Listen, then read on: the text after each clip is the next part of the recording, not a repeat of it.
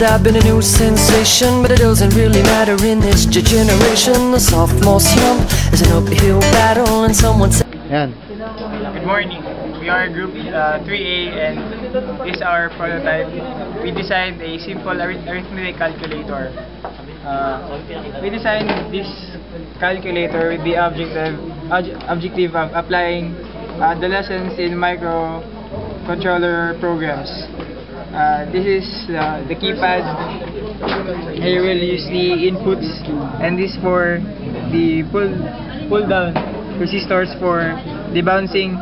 This for the push buttons for the 4 operations: the addition, subtraction, multiplication, and then division. These are LCD display. This where we will see the inputs and the outputs, and then the potentiometer that will adjust the contrast of the LCD display. Opo muna.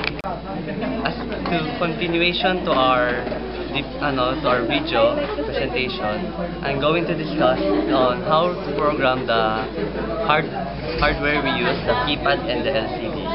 So first, the keypad. The keypad here is made of push buttons, obviously, which are in matrix.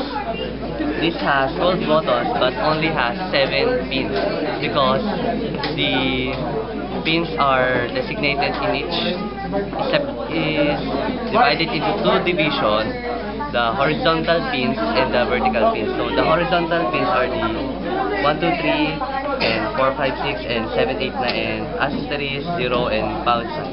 Then the vertical pins are 1, 4, 7, asterisk, 2, 5, 8, 0, and 3, 6, 9, pound sign. So in programming the keypad, first the vertical pins or the horizontal pins are set to high voltage. Then when any button and the vertical pins are set to be the input, and if there is any button press, let's say here at number 4, one of the vertical pins will sense the high voltage. Then to know whether 1, 4, 7 or asterisk is being pressed, each horizontal pins are set to low, and every time that the pins are set to low, we check the input if it changed from high to low. Then if that happens, then we know what number is pressed. And when we know the number is pressed, it will send the data to the microcontroller, and then it will output here in the LCD. So here in the LCD, we have the three first pins are for the voltage supply. The next 3 are for the synchronizing the data and writing, and the last 8 pins are for the data input and output. So first is, if we press 5 here, it will output here in the LCD 5, 8, 0. And as for the next input, let's say 1, 2, 3, and we're going to add them 703.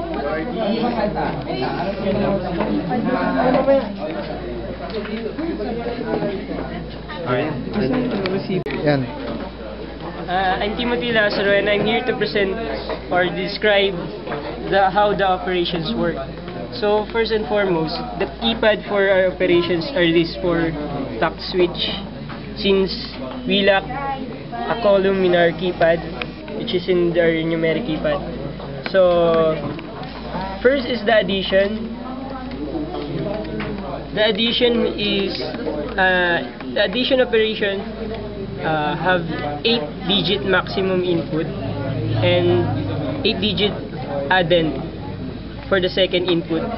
So that means the result would be 9 digits. For subtraction, that is also 8-digit subtraction for the first input and second input 8-digit also. So max output is 8-digit. So next is the division. The division has 4-digit. It can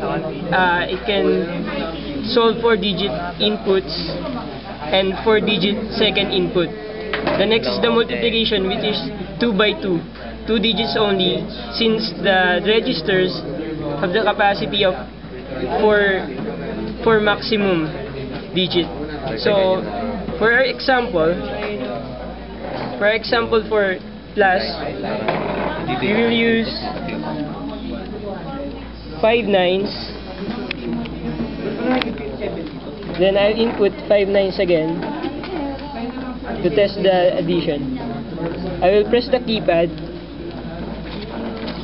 Here, the addition, for addition, the result will be 1999998. So that's for addition. So I will now clear it.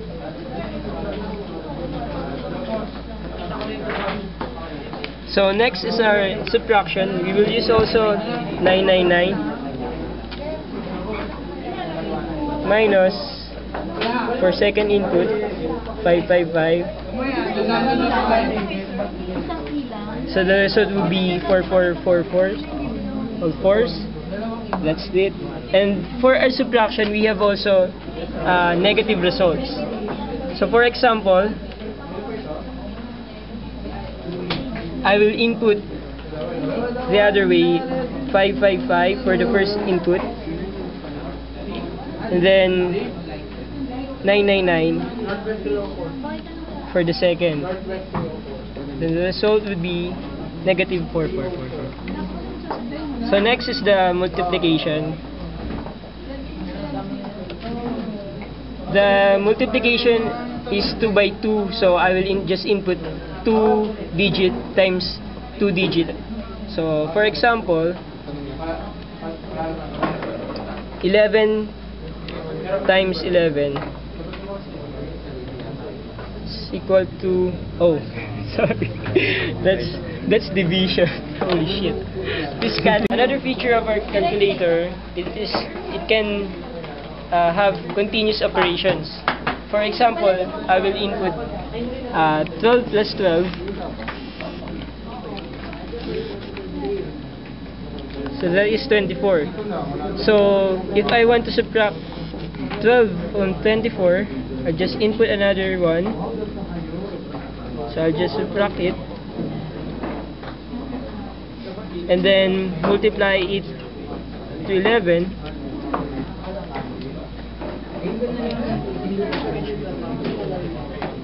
And then divide it by 253. Chester, baka na yung document nyo. Tapos na ba? Tapos na kayo sa video? So that is 1. Remainder 0. Thank you.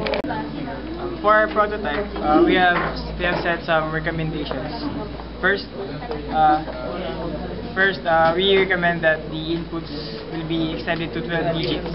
For our prototype, we only limited it to 8 digits only. And then, second, we recommend that the operations will apply for continuous multiple inputs. Because for our prototype, we only set it to continuous 2 inputs. Then the third, we suggest that the program will be added with new operations like square root or some trigonometric functions like sine, cosine, or tangent. And lastly, we suggest that the LCD display will be maximized. We only use the first line of it, then we suggest that the second line, then the second line will be used, because in here only the first line was used, and then the second line is just blank. Then for maximizing the operations, the program should be modified so that the second line will be used. Then that's all. Thank you.